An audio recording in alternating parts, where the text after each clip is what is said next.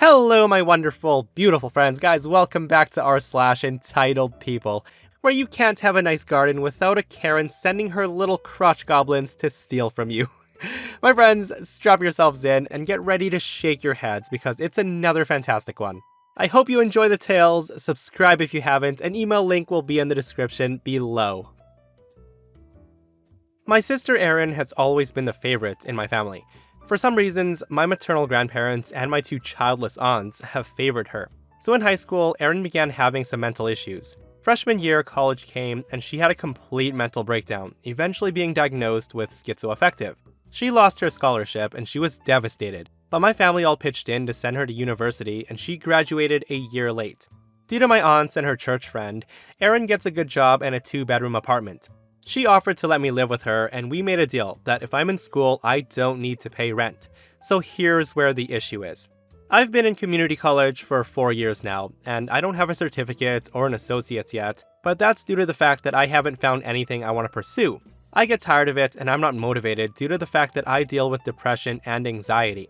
When COVID hit, all of my classes went online, so my grades tanked and I failed all of my spring classes. Erin also started working from home, so we've seen each other a lot.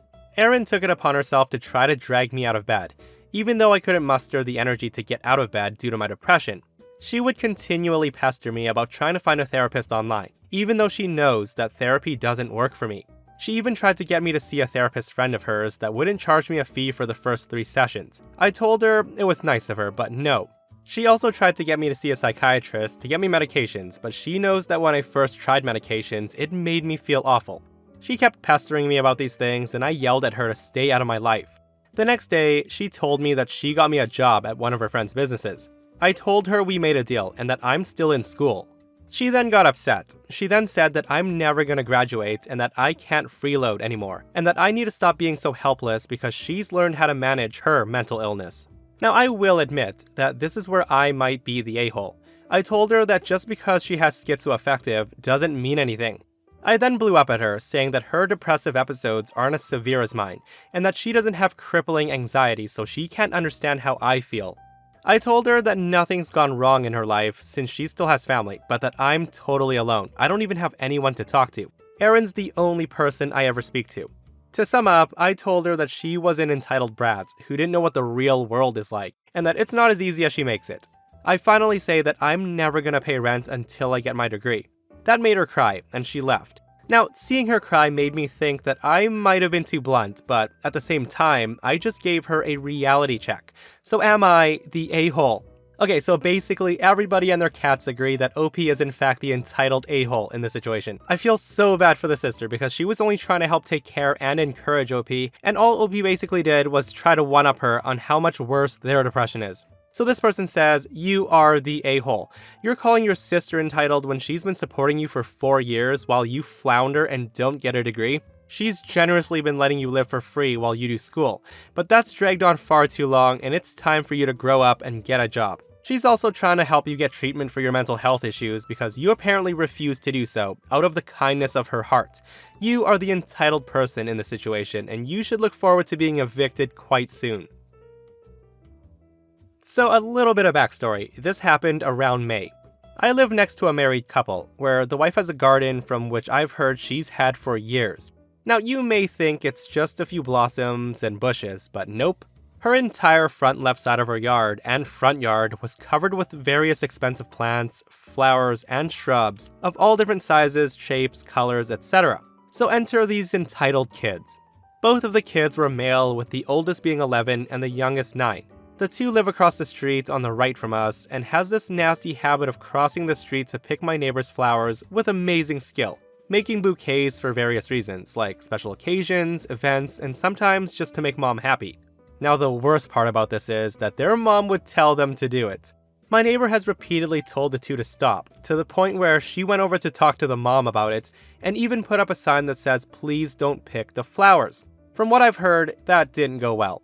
Now apparently the mom didn't want to buy bouquets at the store because, quote, they were too expensive and the drive is a waste of gas. She also said, it's not fair. You have all these flowers and you won't share? How greedy.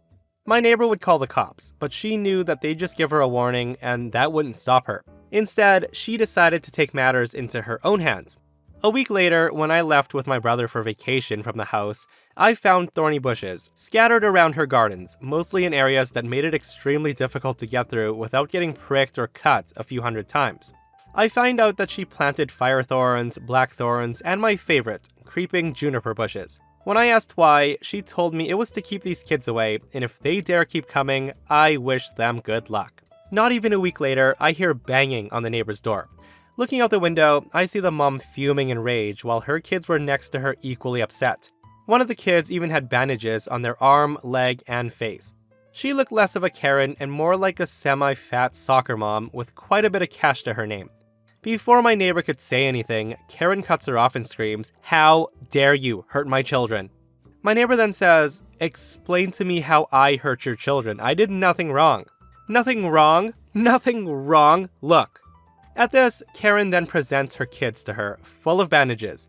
The kids were very upset and possibly on the verge of crying, and she says, "Your death garden did this. My kids are scared of your yard because you planted those things that were hurting them.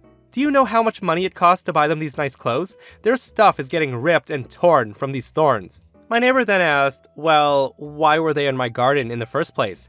If they stayed away and stopped picking my flowers in my yard, this would not have happened and you wouldn't be yelling at me right now. I planted them in my yard because I thought they were beautiful. They're just bushes, and nobody asked your children to go near them." So after a little bit of back and forth, the mom leaves, but not without the threat of suing my neighbor and demanding the thorny bushes be taken away. Luckily, the kids have stopped picking at her yard, while the mom still gives my neighbor death glares anytime she sees her. Now, how freaking entitled is that, guys?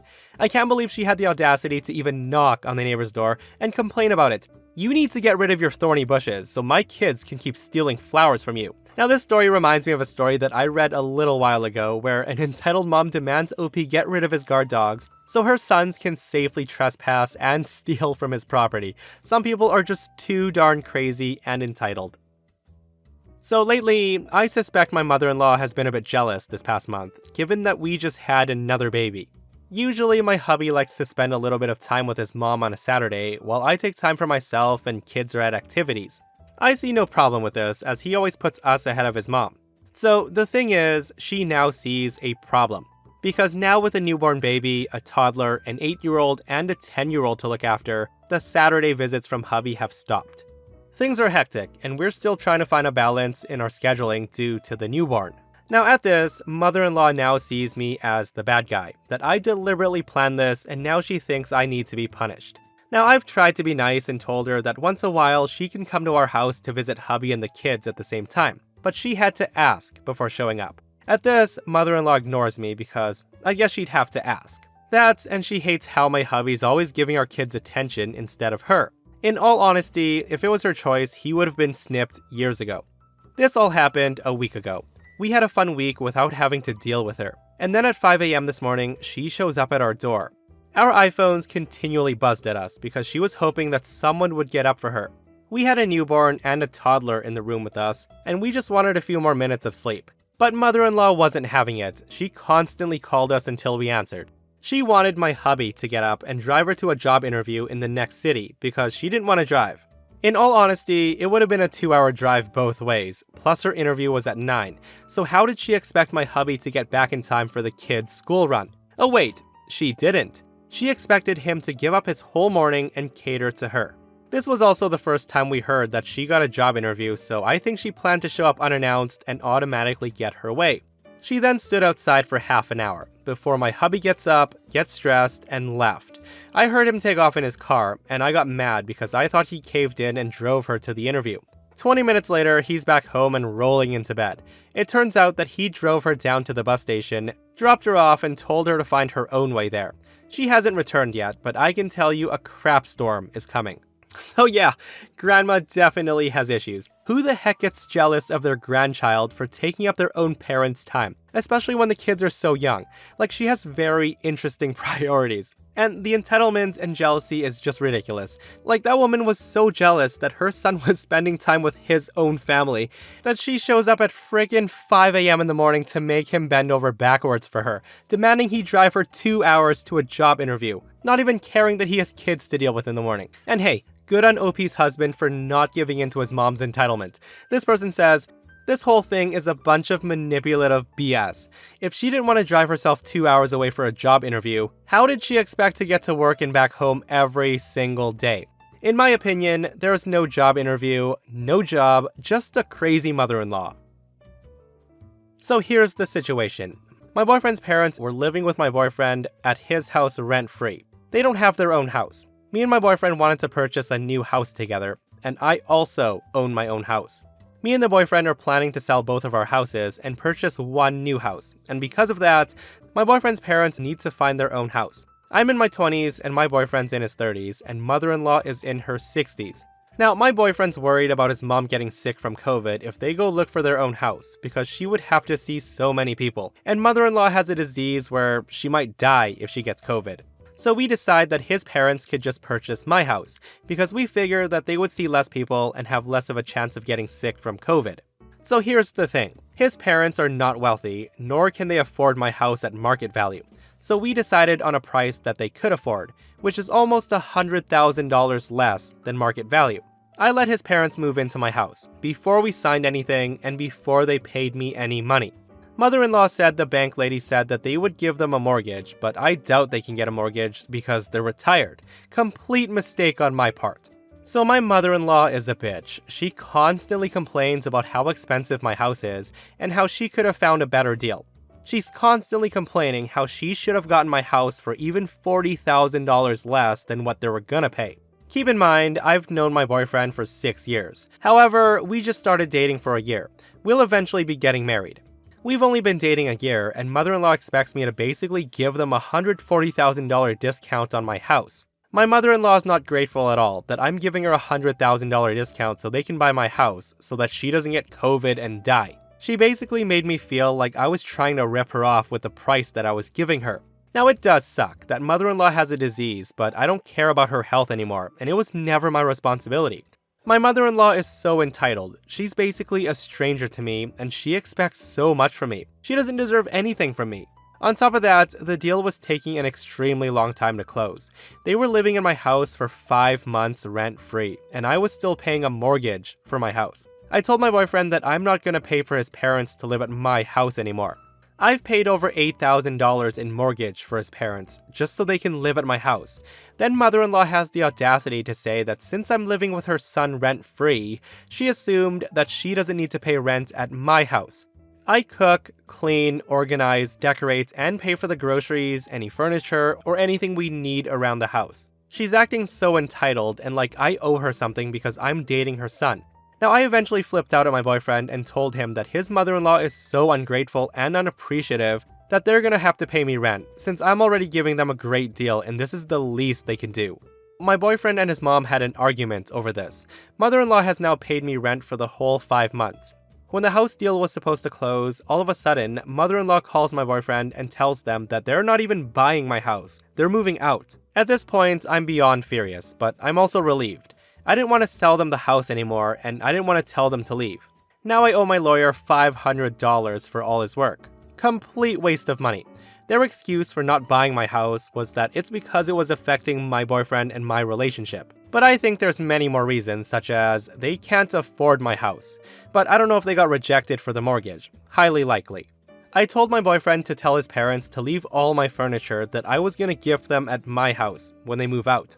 My house was brand new. I built it and lived in it for a year. I kept my house in 100% mint condition. I was scared to see the condition his parents left my house in. My boyfriend's parents accidentally ripped the freezer door off my fridge and they didn't bother repairing it. The door was literally hanging off the hinge. They painted the stairs to my house and they got paint everywhere and missed so many spots on the stairs that it looked terrible. Patches of my grass were now missing.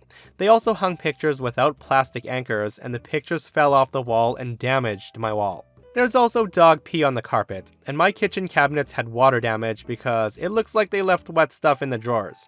They also built a number sign for my house and fence that looks extremely chintzy. It looks like a sore thumb in the neighborhood.